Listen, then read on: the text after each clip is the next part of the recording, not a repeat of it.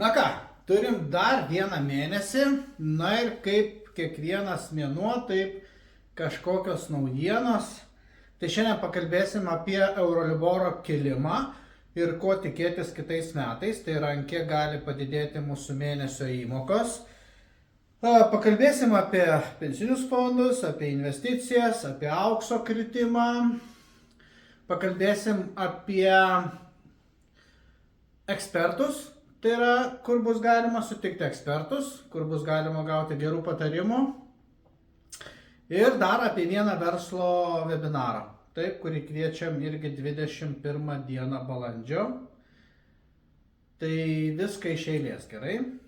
Tai būsto palūkanos. Tai ilgai nesidžiaugiam tom mažom palūkanom. Kaip ir minėjau, kadangi buvo sustojęs Euroliboras ties 2%, o jisai, matot, jau šoko, beveik jau buvo vienu metu iki 2,5 pašokęs. Banko marža išsilaiko stabili apie 1,4, kažkas sveikinu, turit 1,3. Tai bendros palūkanos šiandien, pavyzdžiui, jau skaitosi geros, jeigu mokat apie 3,5. Kas mūsų klauso, tai moka Euroliborą ne 2,4, galima pasirinkti ten 3, 6 ar 12 mėnesių Euroliborą, jie moka apie 2,2%, taip? Tai žiūrėkit, kaip dabar atrodytų jūsų palūkanų augimas, ypatingai kurie galbūt per paskutinius metus esat pasiėmę paskolas. Niekas jūsų neklaus, taip, ar palūkanos, ar jūs galit mokėti už tą mėnesio įmoką, ar negalit. Tiesiog yra Euroliboras, yra infliacija, yra kiti ekonominiai dėsniai, kurie reguliuoja Euroliborą, taip, pinigų kainą. Na ir galėtų atrodyti labai panašiai. Jeigu sakom, kad 2026 metai prasidėjo panašiai su 3,5%, tai aš paėmiau du pavyzdžius 60 tūkstančių ir 150, tai čia dar parašiau procentais, kad matytumėt, ant kiek kyla, sakykime, tos įmokos. Tai atkreipkite dėmesį, pavyzdžiui, buvo įmoka 269 arba, pavyzdžiui, 150 tūkstančių 674 eurai. Na ir darykim prielaidą, nežinau kokia jūsų banko marža, bet gali būti, kad jau kitais metais mes tikrai mokėsime 5%. Taip? Ir atkreipkite dėmesį, gal kažkas įsigasit, ne, bet panašiai, kiek čia gaunasi, apie 53 eurus galėtų padidėti jūsų įmoka. Jeigu turit 150 tūkstančių kreditą, jau įmoka jūsų gali padidėti apie, kiek čia gaunasi, apie 131 eurą, taip? 130, tai va, nežinau, kažką galbūt išgąsdins, kažką ne. Bet jeigu nedaug dievė, jau mokėsim apie 6%, taip, įmokos jau gali kilti ženkliai daugiau, dar panašiai ant 100 eurų. Jeigu jūs turite kokioj kredito unijoje pasiėmę kreditą arba banko maržą apie 2-3%, gali tekti mokėti ir 7%. Ir kaip minėjau, visiškai nesvarbu, kokios yra jūsų pajamos, tiesiog palūkanos kyla, matot, jau mokat daugiau nei pusę, pavyzdžiui, savo pajamų, bankas vis tiek reikalaus, ne, kad jūs galit mokėti, jeigu netyčia kažkokios gyvenimiškos situacijos, ten, nežinau, skyrybos, darbo praradimas, sveikata sušlubavo, taip, visada galima gauti kredito atostogas, tik tai patarimas, kad neprašykit kredito atostogų tada, kai jūs jau už 2 mėnesius vėluojat. Jeigu prašot kredito atostogų, jūs jų turit prašyti tada, kol dar nevėluojate mokėti bankui įmokų, nes kitaip bankas tikrai neduos jums kredito atostogų, kol nepasidengsit savo skolų. Gerai? Tai matote, ne bendrą vaizdą, tai yra nuo grubiai 674 kitais metais gali beveik iki 1000 eurų pakilti jūsų mėnesio įmoka. Taip, jeigu jūsų kreditas apie 150 tūkstančių. Dėl to, kas irgi jau žinot, tai būtinai neišlaidaukit. Ypatingai apie pensinius fondus tikrai daug žmonių pasiėmė, apie 40%, apie 4 milijardus pasiėmė kažkur pinigų. Na ir kaip sakė, jau prekybos centrai lūžta, ne, viskas yra perkama, bet būkit budrus, jeigu imat kreditus, geriau tuos pinigus jūs padarykit, kaip finansinę apsaugą, taip. Sveikinu, jeigu jūs turit finansinę tą pagalbę, bet jeigu neturit, tai neišsileiskit pinigų, nes jūs tikrai nežinot, kokias mokėsit palūkanas.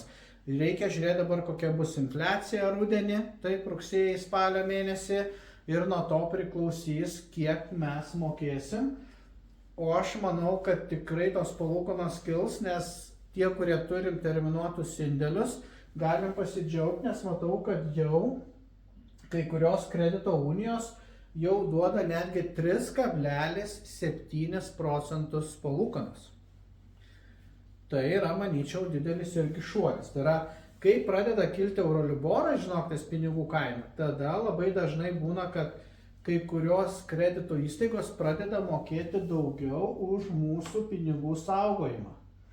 Tai didelė tikimybė, kad kylant Euroliborui, kas turit santaupas, žiūrėkit indėliai.lt ir laikykit pinigus ten, kur galima gauti 3,7. Tai aš jau čia išrinkau geriausius, nes kituose ten bankuose didžiuosiuose gaunat ir po 1,5 tik tai procento, bet sutikrai yra skirtumas gauti nuo 10 150 eurų ar gauti 370 eurų, taip?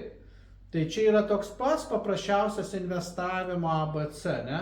Išmokit bent jau iš tų terminuotų indėlių, kurie yra apdrausti iki 100 000, uždirbti kuo didesnį procentą. O po to jau veikim toliau, ne, apie investavimą. Tai vat, apie tokius dalykus mes irgi kalbam. Ir vienas galbūt po indėlių, galbūt rekomenduočiau pagalvoti apie auksą sidabrą, nes tikrai, kadangi kuo daudesnis, pavadinkim, chaosas yra ekonomikoje, pasaulyje, tuo aukso sidabro kaina kylant yra. Labai gerai dabar balandį tikrai nukrito kaina ir tikrai kas vieni pardavinėja išsigandę, bet kiti kažkodėl perka, ne? Todėl, kad tie žmonės, kurie jau ilgai investuoja į auksą sidabrą, jie nežiūri, kas įvyko per vieną mėnesį, jie žiūri, kas įvyko per metus. Įsivaizduokit, per metus užaugo aukso kaina 60%. Sidabro kaina 137, tai yra labai didelis skaičiai, taip? Tai praeitais metais auksas sidabras iš tikrųjų pateko pagal 3. vietą pagal kilimą, taip? Ten, nežinau, akcijų, obligacijų, ten buvo bendras toksai portfelis, bet esmė, kad sidabras buvo 3. taip, pagal kilimą 2025 metus. Kaip bus šiemet, mes nežinom, bet jau, pavyzdžiui, šiais metais bent jau, ne, taip metus per paskutinį mėnesį dabar yra kritimas. Tai va, kas galvojat nusipirkt, jo privalumas, bet irgi perkat fizinį, tą, kurį galite įsikišti kišenę. Tai irgi vienas iš saugumo elementų yra turėti turto, kuris ne kompiuterį kažkur parašytas, bet kad būtų kišenė. Dėl to aukso sidabro tokia didžioji vertė ir yra, kad mes kaip mėgstam nekilnojamą turtą, kurį galim pačiupinėti, matyti, tai aukso sidabro irgi jo privalumas, kad mes jį galim turėti su savim, o ne kaip pavyzdys pensiniai fondai, gyvybės draudimai, taip. Mes viską turim kažkokius popieriukus ir turim kažkokius akauntus prisijungimo, kur galim tik pažiūrėti tos gražius skaičius, taip. Tai vat, linkiu visiems irgi turėti prie savęs, kaip ir mūsų protėviai turėdavo visada aukso ir sidabro. Daugiau apie tos finansus mes visada kiekvienais metais sakom, visada kiekvienais metais kažkas keičiasi. Matot, vieną kartą ten ETF, akcijos kyla, kitą kartą auksas sidabras ir tikrai labai sunku susigaudyti, kaip teisingai elgtis su finansais. Tai va, pakvietėm profesorių Jasinavičių, kuris jau labai patyręs yra investicijose, tai jisai irgi pakalbės, kaip teisingai pagal jūsų gyvenimo etapus susidėlioti savo finansus. Taip pat bus daugiau specialistų, bus nekilnojamo turto ekspertas Arnoldas, kuris irgi palyginsim iš tikrųjų, ant kiek jau aukštai mūsų yra nekilnojamo turto kainos Lietuvoje su Europos Sąjunga, koks kilimas yra, čia verta pirkti ar neverta pirkti nekilnojamo turtą, ar geriau nuomotis. Taip bus irgi advokatė, irgi kalbės, kaip išsaugoti turtą, taip. tokia realybė, ne, kad kas antra šeima skiriasi ir kai mes kažką perkam, imam kreditus, irgi labai svarbu žinoti tos teisinius dalykus, kur kartais nepasikarščiuoti, o geriau kartais, kai turim bendrą vienodą informaciją, galima be jokių kartais advokatų susitvarkyti savo turtą, nes, kaip sako, visuose ginčuose teismuose išlošia ne tie, kurie bylinėjasi, bet advokatai. Tai kad taip nebūtų, jums advokatė tiesiog papasakos, kokie yra būdai, kaip galima saugiai, pavadinkim, su mažom išlaidom susitvarkyti savo turtą, kaip išsaugoti turtą, apie vedybinės, povedybinės sutartis pakalbėsim. Nes kai mes einam į bankus, turim labai žinoti savo teisės. Taip pat bus verslo konsultantai, Mantas kalbės apie jajų, taip kaip mes galim tiek versluose, tiek savo finansuose išnaudoti jajų. Taip, aš asmeniškai pakalbėsiu ir parodysiu jums, labai dažnai žmonės nesusimasto, bet kai mes pasakom, žiūrėk, už tavo paskolas gali sumokėti kiti. Ir žmonės, kurie daugiau skiria laiko savo finansiniam raštingumui, tai jau žino, apie ką aš kalbu, ne? Kad nuomininkai apmoka tavo paskolas, taip? Ir tu savotiškai jau kuri verslą. Ir labai dažnai žmonės kartais turi 2, 3, 5 nekilnojamus turtus ir jie kažkaip atsipalaidavę, sako, ne, aš verslo neturiu, ne? Bet iš tikrųjų tai realybė tokia, kad jūs jau esat verslininkas. Jeigu turit 2, 3, 4 nekilnojamą turtą, tai jau savotiškai tai jau yra verslo sistema. Bet ar jinai gera ar bloga, jau čia pakalbės, bus 2 Mindaugai, kurie verslo treneriai. Ir esmė, kad reikia teisingai pradėti daryti verslą, nes kartais, kai įvyksta kažkokie covidai arba mokesčiai pakyla, iš karto kažkoks stresas, nes tu nesupranti, kad tavo nekilnojamas turtas, kreditai, pasyvai, aktyvai, tai ir yra, jūsų jau toksai, pavadinkim, kad ir nedidelis, bet jau jisai yra verslas. Ir kuo mes tą verslą tvarkingiau darysim, tuo gausim didesnę finansinę naudą ir tikimybę, kad už tas paskolas jau mokės kiti. Tai aš papasakosiu, kaip pagal mano sistemą, kurią mes jau naudojam daugiau nei 15 metų, galima turėti nuo 1 iki 10 nekilnojamo turto, taip, ir už jį jums nereikės mokėti, taip, jūs netgi galėsite išeiti iš darbo ir jau gauti pasyvias pajamas, ir jūsų darbas bus prižiūrėti savo turtą, taip, ir jeigu dar tvarkingai su advokatė susidėliosit kitus niuansus, kaip išsaugoti turtą, taip, jau galėsit, galima sakyti, jau būti finansiškai laisvi, taip, nes būsit susikūrę savo tokią, pavadinkim, darbo vietą, taip. Tai paskubėkit, jau kitą savaitgalį, balandžio 25 dieną mes susitinkam, tai yra mūsų asociacijos bendruomenė, susitinka su ekspertais ir jeigu jūs pageidaujat, galit prisijungti prie mūsų, skirkit vieną dieną. Jau kas mėgstat, ar esate ėję pas konsultantus, žinot, kad šiandien 1 valanda kainuoja apie 300 eurų. O jums net 100 eurų nekainuos vienas bilietas, su 8 ekspertais, tai čia jau gaunasi 2400 eurų nauda, taip? Ir tikrai net nebejoju, kad išgirsit daug gerų patarimų, nes šiais metais yra labai daug reformų, ne? Ir pensijų, ir mokesčių, ir kreditų reforma, ir tokius dalykus turit žinoti, taip? Nes viena klaida, vien tik tai, kad jūs kažko nesužinosit, galit permokėti mokesčių inspekcijai, galit permokėti bankui palūkanas, taip? Dabar, kas vyksta su pensiniais fondais, žmonės taško pinigus, taip, tai bent jau iš tų, kur gavot iš pensijų fondų, tikrai skirkit dalelę savo finansiniam švietimui ir tikrai bent jau ateikit į šitokį renginį, kur galėsit užduoti savo klausimus, taip, ir pažiūrėti, kurie kryptim einat ir ką reikėtų pasidaryti geriau, ne, savo finansus. Važiuojam toliau.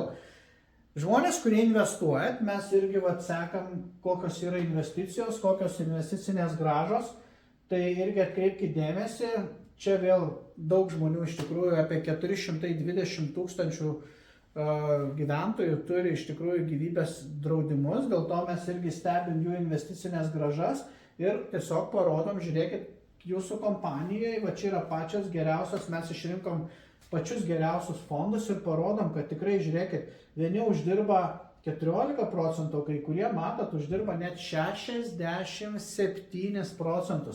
Čia yra per vienus metus geriausias rezultatas. Taip? Bet, kaip sako, yra juoda ir balta. Tai yra, jeigu mes šnekam, kad tos pačios kompanijos turi daug fondų, tai pasižiūrimo, kurios kompanijos uždirba mažiausiai. Taip?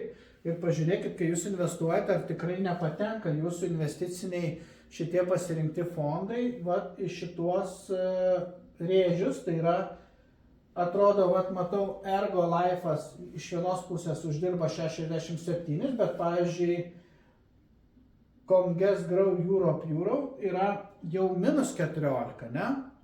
Tai toj pačioj kompanijoje yra vienas geriausių rezultatų ir prasčiausių rezultatų. Ir natūralu, kad išlošit, jeigu jūsų bus pasirinktas būtent šitas, taip, investicinis fondas. Tai čia tiesiog atkreipkite dėmesį, kurio jūs investiciniai kryptyje investuojat pinigus, na ir pasistengkit būti galbūt šitose fonduose, taip. Tai yra, kur yra daug didesnė grąža, žinoma, viskas sviruoja, bet investavimas jisai irgi reikalauja laiko, taip, ir žinių, ir teisingų sprendimų. Trečia pensijų pakopa, tai irgi atkreipkite dėmesį, kad irgi matau, kad nuo metų pradžios rezultatai tai nėra patys geriausi, matau yra apie 2%, paskutinis mėnuo, žiūrėkit, visur yra minusinis, tai yra buvo susijęs su Irano karu. Taip, tai irgi atkreipkite dėmesį dėl trečios pensijų pakopos, kad jeigu matot, kad rezultatai kažkur yra geresni, jūs galite iš tų visų, sakykime, fondų patys migruoti, keisti, jums praktiškai niekas nekainuoja. Taip, svarbiausia pasirinkti teisingus fondus, teisingą kryptį, pensijų valdytoją, taip, jeigu norit uždirbti gerą investicinę grąžą. Na ir antroji pensijų pakopui. Taip, labai gaila, kad jau ten mažėja dalyvių, bet fondas toliau dirba. Ir vėl kaip pavyzdys, ne, čia aš kaip pavyzdį imu, pavyzdžiui, 96-2002 metai, ta kategorija žmonių. Atkreipkite dėmesį, vieni fondai uždirbo šiais metais 0,66, kiti 2,48. Tikrai yra labai didelis pokytis, pavyzdžiui, 101% ar 113. Tai yra labai daug, jeigu skaičiuosim nuo 100 kokio tūkstančių, tai čia aš kaip pavyzdį sakau, yra skirtumas, gali būti ir 10 000, nes skirtumas tik dėl to, kad jūs esat fonde, kuris uždirba daugiausiai. Tam reikia stebėti, žiūrėti ir tikrai galite irgi tarp antros pensijų pakopos, pensijų valdytojų irgi vaikščioti, ne? Ir tie, kurie nutraukia šios pensinius fondus, būtinai pasižiūrėkit, kokios yra jūsų pajamos, nes mano įžvalgom, tai pensinis fondas antra pakopa yra labai gerai tinkanti žmonėms, kurie gauna mažas pajamas. Taip, minimalią algą, tai būna kategorija žmonių, kurie tiesiog gauna tą minimalią algą regionuose, bet yra, pavyzdžiui, verslininkai, kurie išsimoka savo minimalią algą, bet išsimoka, sakykime, savo priedus, dividendus pagal kitą, ne, išsimokėjimo rūšį. Ir kom yra gerai, kad antroji pakopai tu gali nuo, pavyzdžiui, 1000 eurų įdėti savo 30 eurų, o valstybė jums irgi prideda 30 eurų. Taip, tai įsivaizduokit, tai reiškia, jūs ne 30 eurų per tą mėnesį investavote, o 60. Nu tai dvigubas rezultatas. Jūs dar net neinvestavote, o jau valstybė prideda tą 30 eurų. Tai čia panašiai gaunasi, panašiai už 10-15 metų pelną jums jie prideda. Tai kas uždirbat mažas pajamas, kad ir nutraukėt antrą pensijų pakopą, bet žinot, kad patys tikrai neinvestuosit, nesidomėsit, nevaikščiosit į visokius finansų savaitgalis ar nepirksit konsultacijos. Tai bent jau tą dalyką padarykit, tiesiog pagalvokit apie šitą, pavadinkim, kol kas veikiančią paslaugą. Tai yra, kad valstybė padeda, paremia žmonės, kurie mažai uždirba, kad jie bent kažkiek susikauptų savo pensijai. Taip? Tai atkreipkite dėmesį į antrą pensijų pakopą. Na ir kam įdomu yra, kas planuoja verslą arba kas jau turi verslą, tai mes balandžio 21 dieną, tai antradienį, mes kalbėsim iš tikrųjų su verslo treneriu Mindaugu, mano senai pažįstamu kolega, kuris tikrai galėsit užduoti iš ankstinius klausimus, bet jisai papasakos taip, kaip reikia kurti verslo sistemą, kad kuo mažiau jums reikėtų dirbti tą vadinamą techninį darbą. Tai yra, kad jūs galėtumėte daugiau galvoti, nes jeigu esate įmonės savininkas, tai jūs vis tiek turite, suprantat, galvoti ir susidėlioti teisingus sprendimus ir susikurti sistemą, kad verslas augtų. Taip? Nes kartais, kai vėl yra įmonėje chaosas, tada įvyksta kažkokie finansinės krizės ar kažkas, tada natūralu, kad įmonė pradeda jausti pasiekmes, ir įvyksta labai dažnai bankrotai, ypač mažiems vidutiniams verslams. Dėl to su Mindaugu mes kalbėsim, kaip galbūt pasiruošti verslui, tai gal dvi dalis taip ir pasidarysim, kad viena dalis bus tiems, kurie norit pradėti verslą, antra dalis stipresnė, tai yra tie, kurie jau turit verslą, bet ką teisingai reikėtų padaryti, kad verslas darytų kažkokį proveržį. Tai ačiū Jums labai, kad dalyvavot. Tikiuosi, kad greitų metų pasimatysim, registruokitės, tai yra nemokamas webinaras, užduokit savo asmeninius klausimus ir finansinės sėkmės Jums linkiu. Tai dar kartą primenu apie finansų savaitgalį, nes tai vyksta tik vieną kartą metuose. Taip, išnaudokit progą. Nes, kaip sakėm, ateitis kuriama yra ne rytoj, o šiandien. Dėl to šiandien galite padaryti teisingą sprendimą ir užsiregistruoti finansų savaitgalį. Galite atvykti į Kauną gyvai, galite online arba vaizdo įrašą įsigyti. Iki.